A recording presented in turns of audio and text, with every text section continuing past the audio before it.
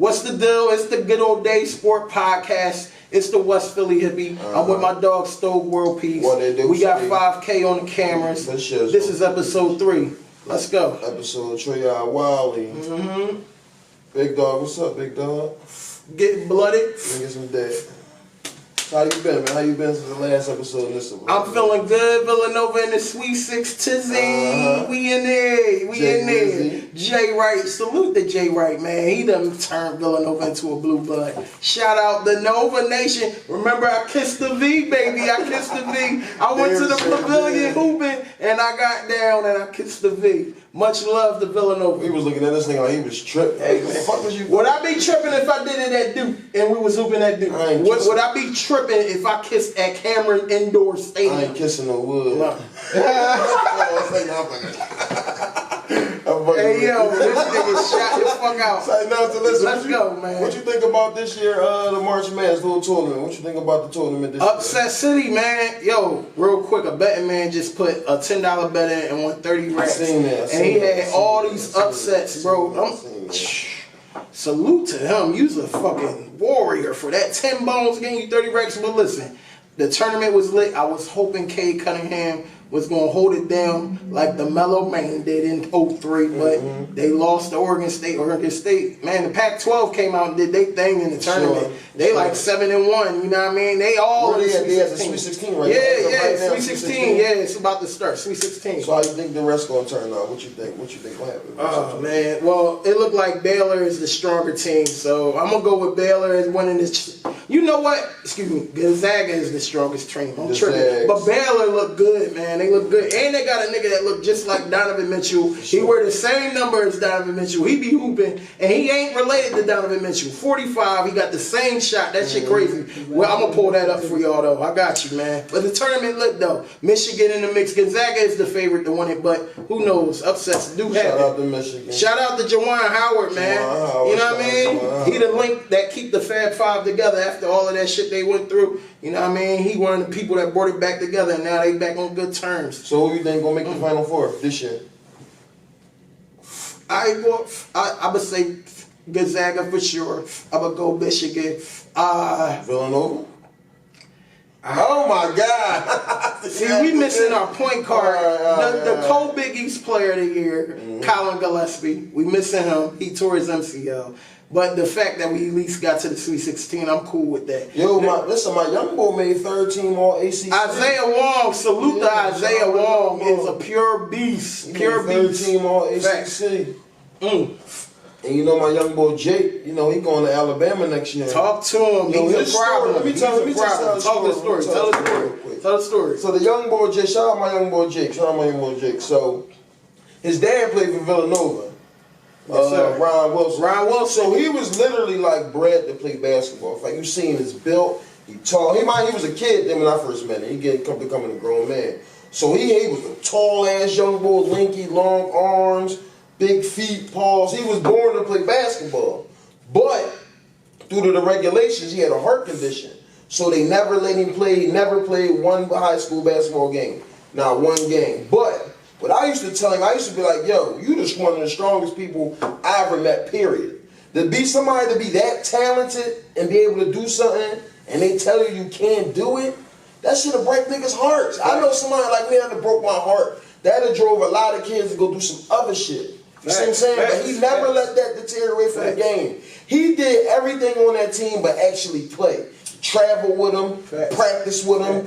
He was their motivator. He was everything to that team. And he couldn't play. That would have broke his heart. That would have broke my heart, bro. And to actually be good. Remember I told you when I first met him? You put me on. At worst case scenario, he was D1. At worst case scenario. Yeah, he been on that team. They would have won. They already went to the Catholic League. They would have won. Bro, they done went through the whole league. They might have won undefeated. They had Zay Wong.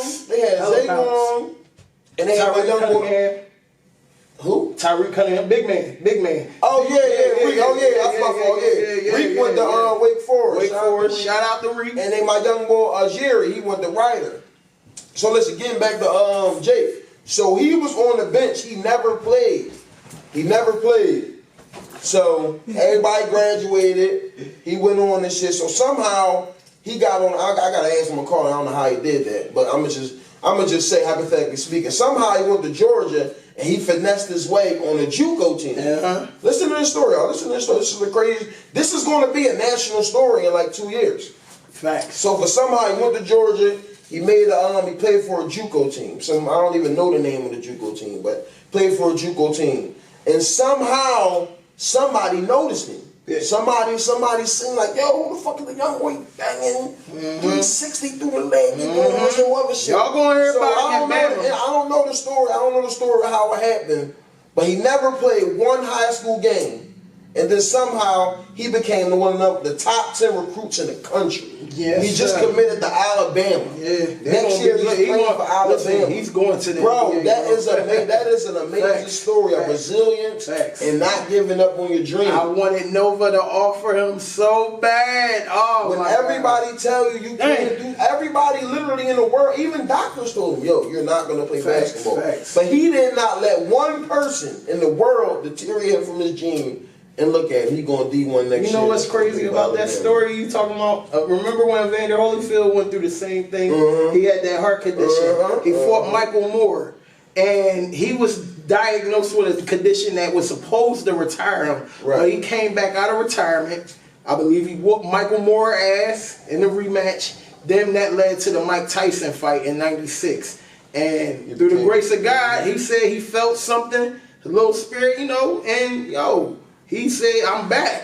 And he came back and whooped Mike's ass. So that's crazy. That same condition, heart condition. Man. I got one more shout out. Shout out to my young boy Lee. He just made third team All Catholic this year. Little Scrap. Oh shit. He just made third team All Catholic Philadelphia team. So shout out to him. Yeah, shout out, bro. I'm a fan of the young boys doing their thing. I'm a fan of every young boy doing their thing. Facts, man. Big dog, so how you been though, man? What's up? Hey man, I'm feeling good. I saw a good fight over the weekend. Virgil Ortiz versus Maurice Hooker. And that was a good fight. Maurice Hooker was in it for a while, but he broke his hand. Hit Virgil like right here in the collarbone and broke his wrist or whatever. But Virgil's a problem. I don't know if he's Terrence Crawford ready though. I don't know that. We're gonna get into that though. So listen, we the Good Old Days Sports Podcast. Let's go. We kind of dwell on the good old days. We fans of the good old days. Facts. Well, I want to ask you since it's what I want to ask you first. All right, so since it's March Madness. We witnessed one of the best March Madness runs ever. Big Dolph, Big Mello. You see what I'm saying? 2003, Syracuse. Facts. Tell me what you think about that Mello run in 2003. Mello came in like even before he got to Syracuse, because he put on a little weight when he got to Syracuse. He was a skinny boy, Oak Hill. Oak Hill, right? Listen, Oak Hill first, the game he got now, he had that in high school. Mello was like, listen, that class it was. Amari Stoudemire was number 1 in that class. Mello was number 2. Raymond Felton. You had Jason Frazier in that class. Sean May, Rashard McCann. So 2 was alright. It was a solid class. But Mello, when he went to Syracuse, granted they already had Hakeem. He tore shit up. When it was Hakeem Ward. Skinny was out here. Skinny was dunking on niggas. Shout out Skinny. Syracuse legend. Philly legend. You know what I mean? But him, Jerry McNamara, remember Jerry McNamara? I was about to say Jerry McNamara. Come on, man. McNamara, before Stephen Curry was at Davidson, Jerry McNamara was hoisting them trays. Hoisting them all over the floor. You know what I mean? But Mello, he took over, and then they got in the Big East tournament. I believe they lost, I think, in the Big East tournament. I think they did lose in the Big East tournament. But they were in the tournament. They went through Auburn. They played fucking TJ Ford and Texas in the Final Four, Oklahoma in the Elite Eight, you know what I mean? And then they played Kansas, Kirk Heinrich, Nick Collison, Josh Langford, Keith Langford, he was the lefty, he was a problem. Aaron Miles, they had a loaded team in Kansas, but Mello, for him to be 19 years old, bro, he was carrying that shit like a seasoned vet. We gonna pull up them Syracuse clips. Mello was a fucking animal, bro. And the crazy thing, I always look forward to LeBron James Carmelo game in 2002. We back It's the Good Old Days Sport Podcast. It's the West Philly Hippie. I'm with my dog, Stowe World Peace. We got 5K on the lens. Let's go. So listen, I know this one. You've been wanting to talk about this from the jump. You was calling my phone. It got to get addressed. You've been wanting to talk about this. It got to get addressed. All right, Errol Spence and Terrence Crawford. Take it away, big dog. So, I already put up a post on my Instagram. Follow me on at West Philly Hippie. You feel me? Follow my dog at Stowe World Peace. Follow my dog. Give the gram. Man, get a gram. We keep it. But here we go. Boom. So Terrence Crawford and Errol Spence supposed to have been fighting for God knows how long, yo. And now it comes out that Errol Spence put out there that, yo, I fought in the bigger fights than you did. I had more fights at this weight class. This is basically this. What he putting out there? You taking 40 and I'm going to take 60. Now here's the thing. Now who said that? This is Earl. To get the fight going with. To get that fight with Bud Crawford. Okay. Terrence he Bud told him Crawford. what? You told him what? You only getting 40%. Okay. I'm going to take 60%. Okay. I fought the bigger fighters. Right. I fought Keith Thurman. Mm-hmm. I fought one time. No, matter of fact, he didn't fight one time. Excuse me. Sean Porter. I fought Danny Garcia. I fought Kell Brook. Terrence Crawford just disposed of Kell Brook. But however, he had a bigger gate than his pay-per-views. Terrence Crawford, I believe his pay-per-views ain't nowhere near Errol Spence buys and shit. All right, I'll give Errol that. But it's enough money and everybody and their mom is going to want to see that fight. They already opening states back up. Mm-hmm. Canelo is fighting Billy Joe Saunders and they're fighting at Dallas Stadium and they already said that it's going to hold 60,000 people. Jerry World. Come on, man. That fight could get made, whether at Jerry World or you going to fucking MGM Grand in Vegas. That fight can happen, yo. And it's a shame that we're going to be robbed of the two best welterweights in the class. Clearly. Right. It's them two and everybody else under them. Mm-hmm. And then you got the up-and-comings, Boot Simmons. Shout out Boot Simmons. Mm-hmm. He's going to be the one to clean up the welterweight division. That'll come soon. But as of right now, Bud and Earl are the top two in the division. So what's stopping the fight from happening? The fight, again, Bud pay-per-view sales is not comparable to what Errol Spence pay-per-view buys is. So they're fighting over the A side and the money, basically. Earl got 2 belts. I believe he got the WBC and he got the IBF belt. And Bud Crawford got the WBO belt. And, you know, Earl feel like, yo, I got the belts. I have the bigger pay-per-view buys. I want the 60-40 cut. But I believe it's enough money for everybody. Right. You talking about you shouldn't believe that that right there shouldn't stop the fight. No, man, because it's, bro, especially at welterweight, historically, the only fight we really didn't get to see, I'm going to keep saying it, we didn't get the Pacquiao Mayweather fight on time. We got it, but it was after Pacquiao got knocked the fuck out. So, yo, this gonna be the same situation. You hate for that to be one of these. Yes, because I'm gonna go to my grave not knowing who would have won between Pacquiao and Mayweather. Mayweather for our generation, I say 90s babies and stuff like that, 80s babies and stuff like that. And this generation, he's the GOAT as far as the generation. He's not the all-time great, I wouldn't say, but in this arguably, facts. He's on my Rushmore. Facts. Undefeated, and he's a multi-divisional champion. You know what I mean? Listen, his record speaks for itself. But we didn't get to see them fight in 2009 when they both were in their prime, when they both beat up Ricky Hatton, when they both beat up on the same fighters and shit. They should have just fought. But, however, I wanted to see Bud in them fight. But now we got Virgil Ortiz that I just was talking about. Virgil Ortiz fought Maurice Hooker. That was a good fight. Broke his wrist. You know what I mean? But Virgil came out from punching for 22 years old, 17 knockouts, bro.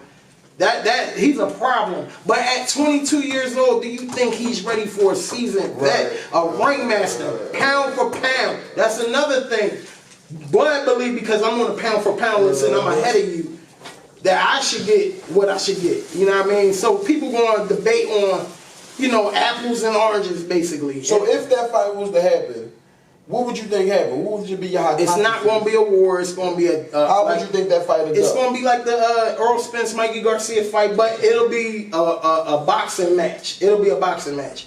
Somebody might get popped or a couple of times, but it ain't gonna be no knockout. So it'll be a 12-round fight. It's going the distance. Though when those type of fighters fight, it don't normally end in knockout. So unless you fighting somebody that's a pressure fighter, you know what I mean? So listen, in the story, aside from that, answer question because I don't know. So Gervonta Davis, what's going on with Gervonta Davis? What happened with that? What's going on with him? So Gervonta got allegedly. Oh, he did get in there. He got indicted. 14 charges, I believe, and he hit somebody, fled the scene. He didn't stay, and they talking about every charge possibly. How long ago was this though? I think November they said. It happened in November. Yeah, it happened in November. And they just brought down the indictment. Yeah, they just brought the indictment. That's fucked up, man. That'll be bad for boxing. That'll be as bad as when Mike Tyson went to jail. Remember when Mike Tyson went to jail? But when Mike came, when Mike left and went to jail, then you had the Riddick Bowes, the Evander Holyfield stand out. You know what I mean? Even Lennox Lewis. You think it's that serious with Gervonta right now, or it's too early? I don't think it's going to be that. Who knows? Right. I don't want to see that because he's too important for boxing at this point.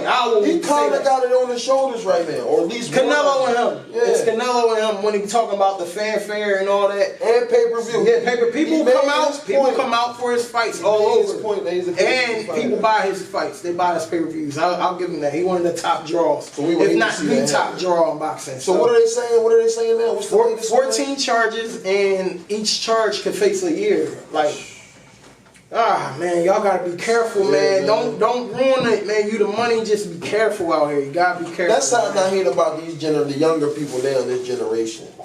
They ain't got no OGs for real. That's like guiding them, like for they won't. I mean, they do. They don't. But you got a lot of young. Listen, the best teacher is experience, and sometimes you gotta experience things for you to be mature. And you know what the biggest drug, the worst drug right now in our era and the kids' era today, is clout, bro. Yeah. These motherfucking kids will literally do anything. Don't beat up on the youngsters. I'm not. We was youngsters too, man. And granted, if we had Instagram in 03, bro, if we had Instagram in 2002, just imagine what the prop and D-Block would have happened at that time, bro. With the gram involved, like Matt. Come on, man. Major Figures versus Come on, Figures. Come on, that would have been crazy. That would have been crazy with the gram involved. So motherfuckers would have been on it like they, you know what I mean? So yeah, I ain't gonna kill the youngsters. It's just their time and this is their wave. You feel me? We had AOL Messenger. They got Instagram. They got, you know what I mean? Come on, man. You know what I mean? The fucking dial tone. Come on, y'all don't know what a dial tone would sound like either. But listen, man. Go ahead. What was you saying? I was saying, it's the Good Old Days Sport Podcast. It's the West Philly hippie. I'm with my dog, Still World Peace. Got 5K on the lens. Let's go. So listen, Dre, I know Good Old Days. You see what I'm saying? It's the Good Old Days. I know you a fan. It's for all the OGs, man. So listen, so I want to ask you, which it is something today, but I ain't gonna say it's like back in the day, like rivalries. You see what I'm saying? The OG rivalries. What's your breakdown the best rivalries in the rivalry era back in the day, in the good old days? Break them down. All right, look, man, we were into the 90s, coming right into the 90s. You had the Detroit Pistons, Chicago Bulls. Those were... Well, what about Magic and Bird? Magic and Bird was in the 80s. Okay, I didn't get the witness. Okay. I didn't get... Unfortunately... Because my brothers was older than me and they had it on, I would watch the NBA finals when Jordan was playing. Yeah. So where did it start with you? I'm telling you, 93, bro. Because I was already a Barkley fan, and when Barkley got traded, I just was able, and plus I had the chip cable box. We had the cable box. Yeah, so I was able to watch the games like TNT and shit like that. And I would watch Phoenix, and Barkley was getting busy and shit like that. Barkley was always one of my favorite players. Air Force Max, the Nike Air Force Max. Bro, listen. I hit the ball today. Hold on. I just hit it. Classic sneaker you gotta wear with black socks. You have to. Fab Five shit. Bro, you got to. See, oh man, the Barclays. You see what I'm saying? Those was 94. I hit the ball Those today. was 94. You feel me? So look what he said though. Look. You told me 180, but 220? That ain't bad. 200 for the Barclays? Yeah. All the Barclays damn near, all the way up to 95. That was who the Jones up to? Sneaker boys. Who the Barclays up? These Jones right here. Listen. Those are the 94s. Those are the Barclays from 94. He wore them in 94. I had these twice. Pull them up. It's out of 94, 95 to be exact. But those. Oh, I got a story to tell. Oh shit.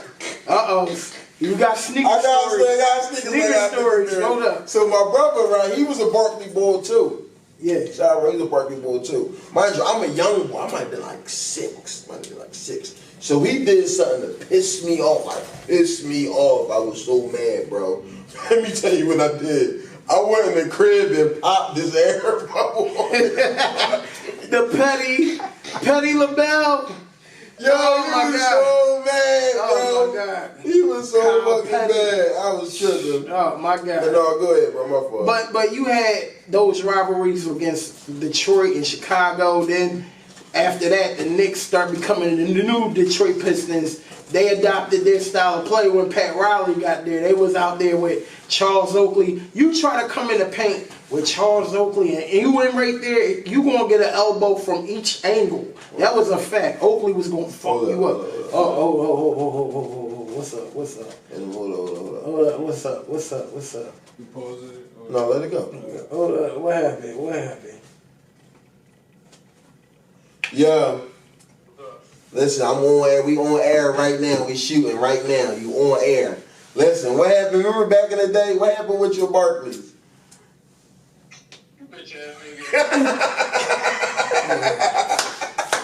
What happened? Petty as fuck. This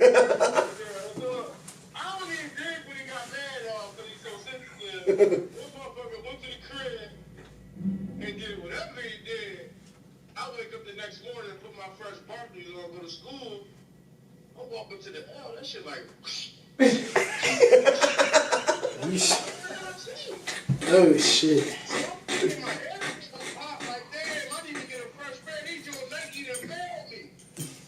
I sit down on the bus, I look, it's a fresh ass slice.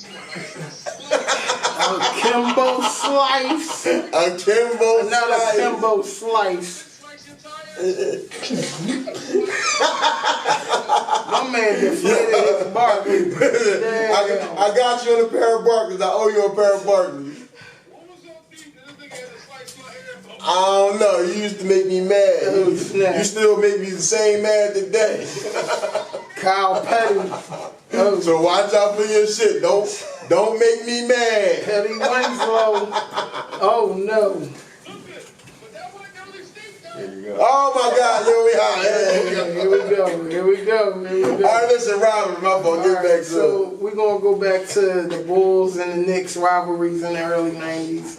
They were beating each other up. If I could find that clip of Bill Cartwright getting fucked up as an old head, oh my God.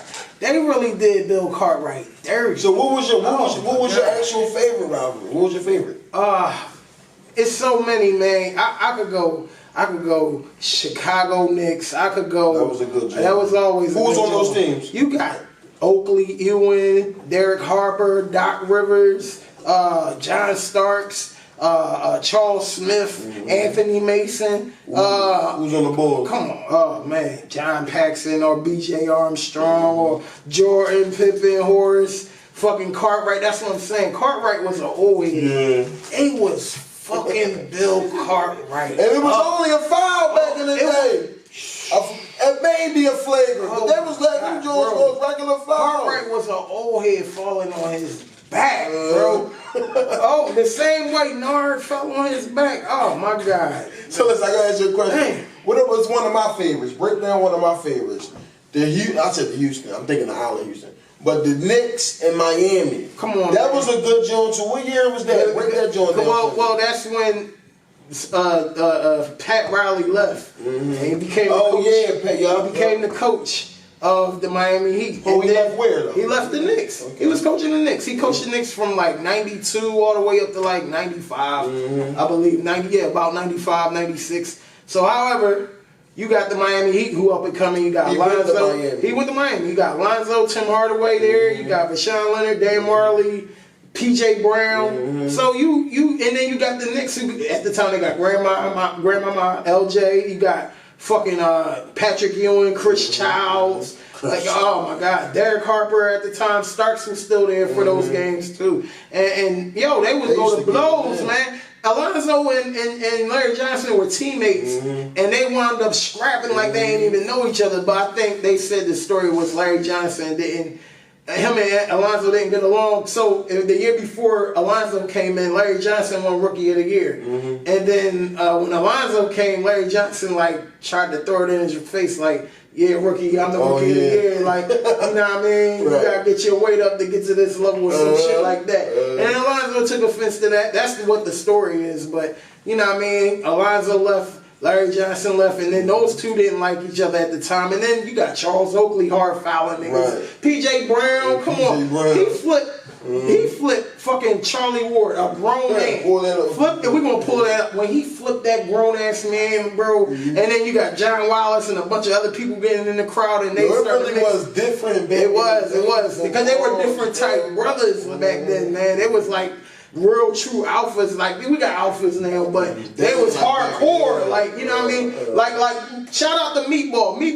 I saw Meatball in the barbershop. He said they were different type niggas. You had guys back then that would wake up and want to fight. Like, I gotta get me a good one in the day. It's certain ones that's cut from their cloth. I listened to a D Wade interview last night. Yeah. He was like, he said in order to be me, I had to have Udonis Haslam on my team. Yeah. He cut from that cloth. Udonis definitely cut from that cloth. Wade was like, I'm a brand, but I know my dog UD. He's gonna handle all the dirty work for you. He got you. Every team need a guy like that on their team, man. Like the guys like Pat Beverly and shit like that. You may hate him when he's on the opposing team, but if he's on your team, you're gonna love him. Ron World Peace. World Peace. Oh, man. Yo, Ron Artest, man. Look, I remember them St. John. I knew he was going to be a problem, but yo, Ron and St. John's was a beast. But man, I was happy that he got a ring. I was happy he did get a ring because I didn't think he was going to be able to get a ring. Them Indiana teams, bro, was nice. They should have won a chip, bro. Let me explain. Them Pacer teams, they definitely should have won a chip. It's aside from everything. I get this question a million times. My Instagram is still World Peace. They be like, what the fuck your name World Peace for? What are you an advocate for? I had a bitch ask me, are you advocating for world peace? Shit. I said, bitch, you good. Oh, shit. I said, no, it come from Ron Artest, world peace. You know, you can shout out. Ron Artest is that nigga, man. Animal, true warrior. So listen, what about the, well, we seen the documentary, but what about the Bad Boys? The Bad Boys. They was the epitome. Yeah, they was the epitome of that. You know, the Jordan rules and shit. What is the Jordan rules? Break down Jordan rules. If you drive in the lane and you make them drive to the middle, and you meet him at the middle with a bow, or you take his legs out, bro. Could you imagine if niggas play like that now, bro? It ain't happening. So look. We gonna come right back, man. The playoffs was lit. Back in the day, it's some rivalries now, but so this is what I want y'all to enjoy. It ain't like that. Enjoy these clips right here. All the old heads fighting. Now we don't promote violence. We don't promote violence, but this is what we grew up with. And even the guys that's in the league now, that they seen it and they love that shit too. So enjoy these clips. The old heads coming. All the old heads right now. Derek Harper flipping JoJo English in '94. Oh my God, we gonna be back. It's the Good Old Days Sport Podcast. It's the West Philly Hippie. It's the Good Old Days Sport Podcast. We back. It's the West Philly Hippie. I'm with my dog, Still World Peace. We got 5K on the lens. Let's go. All right, so you know March Madness wrapping up. Yeah. And right after that, you know the NBA playoffs are starting to start. Yeah, fact. So let me ask you what you think far as of right now the MVP race. Let me get your thoughts on the MVP race and how you think we're going to go in the home stretch of the playoffs. How you think that's going to play out? Embiid is going to win the MVP. Who didn't know you was going to say that? I mean, he's the most dominant big man in the game. Like, yo, the nigga got, you want it from the three, you want the mid-range, you want to get drove on, dunked on, you might get a shimmy shake, fade away, how you want it. He going to dissect you. Bro. It's going to be, it's that nice. That nice. All right, I know you was going to say Embiid, he got to be the MVP. So who the runner-ups behind Embiid? Who you think? I'll go I mean, LeBron is in every year just off the strength. He's LeBron Literally, James. yeah. Facts, and it's deserved. So how you think Jokic too, because he playing out of his mind. Dame Lillard been holding the Blazers together like glue. You know what I mean? So, but listen, it's Embiid and everybody else. And they hard, and they trying to get hard. I mean, hard, yeah. I mean, so let me ask you a question. bro, they got Kyrie Irving out there with him though. But all right. I can see that. Harden definitely deserved it because they were clowning him when he was in Houston. Remember when he came in overweight and all that shit? I'm not saying he deserved the actual trophy. He deserved, but he deserved consideration. Yeah, he deserved to be talked about. So what do you think about? So the first two we named in the MVP racing, they actually hurt right now. Yeah, they hurt. So do you think the injuries and the time that they be out? When is Embiid coming back? They just said that Embiid is going. There's no timetable, bro. All he did was dunk. He fell on his knee. You know what I mean? But they treat him like a Ferrari. They will not put no mileage on that motherfucker. So I get it, and they want to keep him healthy for the playoffs. But do you think the time out should that play a factor in actually getting the MVP for the time that they out? Do you think that should affect that, or no, that shouldn't count? I mean, look, he's going to be out for a couple of games, bro. At the end of the day, the body of work speaks for itself, and then he's going to come back. He's going to be back. I'm not just talking about Embiid. I'm talking about in period. Okay. Like, do you think that if a player get injured, like LeBron and Embiid now, should that affect they stop? No, I don't think so. I don't think it should. Because we at the tail end of the season, so we going to be wrapping up soon and playoffs going to be starting in another month or two. So why? Well, I mean, the most important games was played and niggas dominated when they played. So I feel as though Embiid should win that shit. He worked hard coming from last year, getting bounced out by Boston. They looked shitty going into the fucking bubble before all of that. You know what I mean? The Al Horford signing was a fucking mistake. That was some bullshit. Oh my God. Come on, man. Y'all got another old school Chevy. Elton Brand got another Elton Brand. That's in the Sixers DNA. I just said, when people want money, they come hard. They come to Philly and they milk us dry. Andrew Bynum, I don't even need to even speak that guy. Right. Man. That was y'all traded him to us, man. So you got Embiid. I got LeBron. I put Jokic. Jokic definitely number 2. He's number 2. Him and Embiid is like 1A, 1B. I'll go Harden next after that, and then fucking what the fuck? I'll go Harden. I'll go Harden. Those are the top 3, and that's it. And Brian, that's the top 4, because you can't call Dame. This record ain't like that. So those are the top 4, bro. So rolling into the playoffs, how you think it's gonna play out as far as the Eastern Conference and the Western Conference? Well, AD out. LeBron out, and y'all got nobody else out there with y'all, so y'all gonna drop. You have to go right there. And y'all listen, but who knows? But it's gonna be about matchups. Can y'all stand to play Phoenix in the second round? I don't know. Phoenix looks good, bro.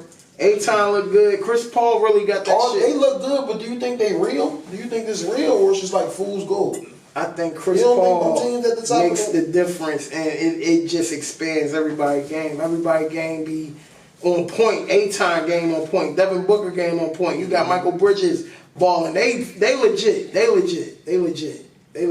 Facts. So what you think about LaMelo Ball? What you think about? That's fucked up. He was gonna win the Rookie of the Year, and then you don't think he can still get it? Look at what Anthony Edwards been doing. He just dropped 40, 41 on somebody. Sure. Yo, he was out there beasting. Like, what the fuck? Are you serious? Come on, man.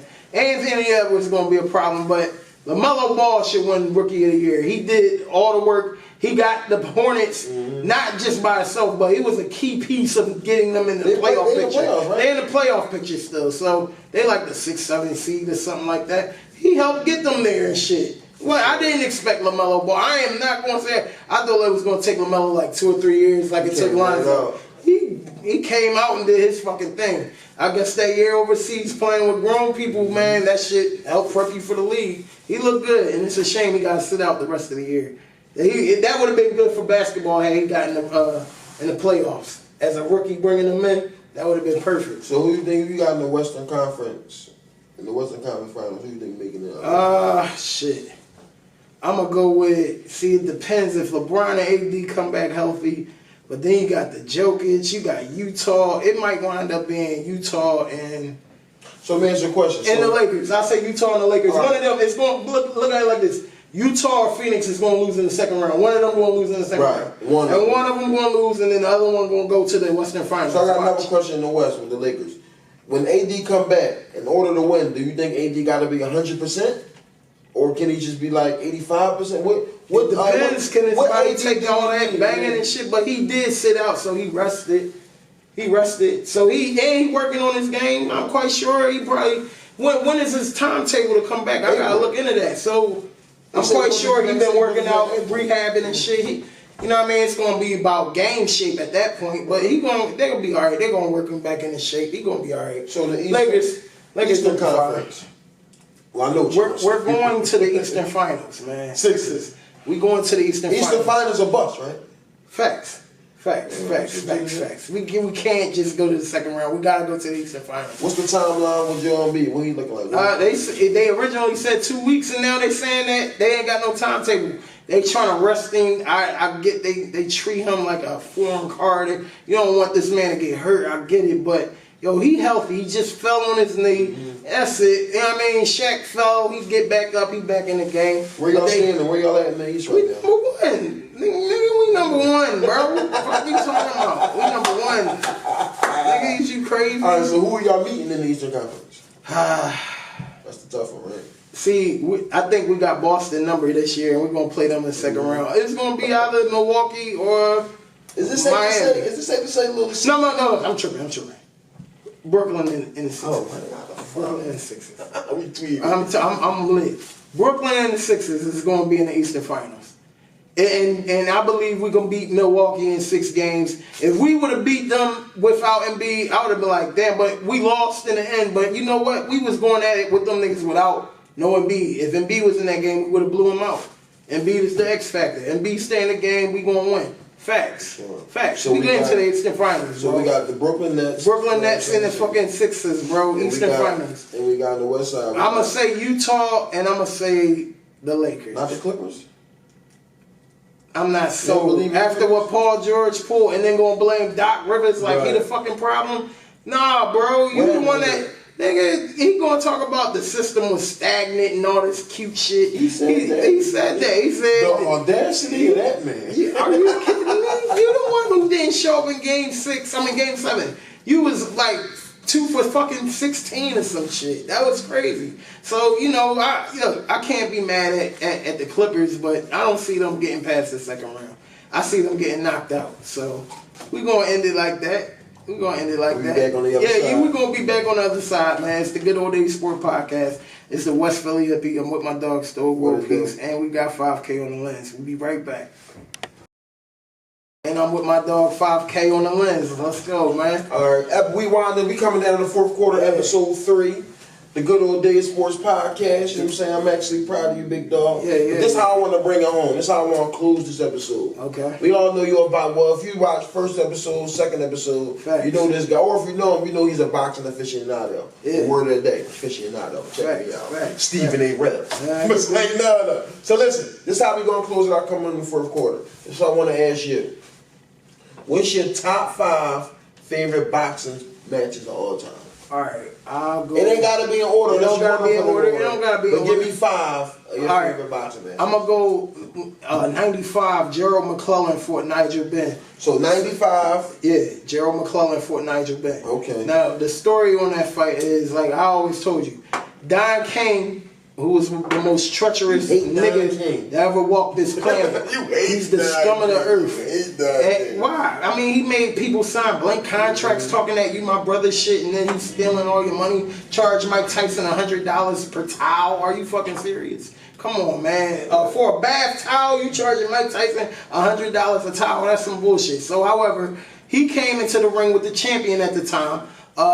It was Gerald McClellan, who was one of the best fighters of that era, you know what I mean? The G-Man, look him up, his body of work is crazy. And Julian Jackson versus Gerald McClellan won the first fight. That was one of the best fights of that time. That was a great fight. So Gerald McClellan was the champion. He was in England, and he fought Nigel Benn, the Dark Destroyer. So they were rumbling, and it was a great fight. This was a good ass fight. These guys was trying to kill each other with every punch. You know what I mean? This was a war. This was a hand down war. So as the fight progressed, you could see in the fight, Gerald McClellan, one of the things that he was doing, he was blinking, kept blinking. He wasn't doing that before in the fight.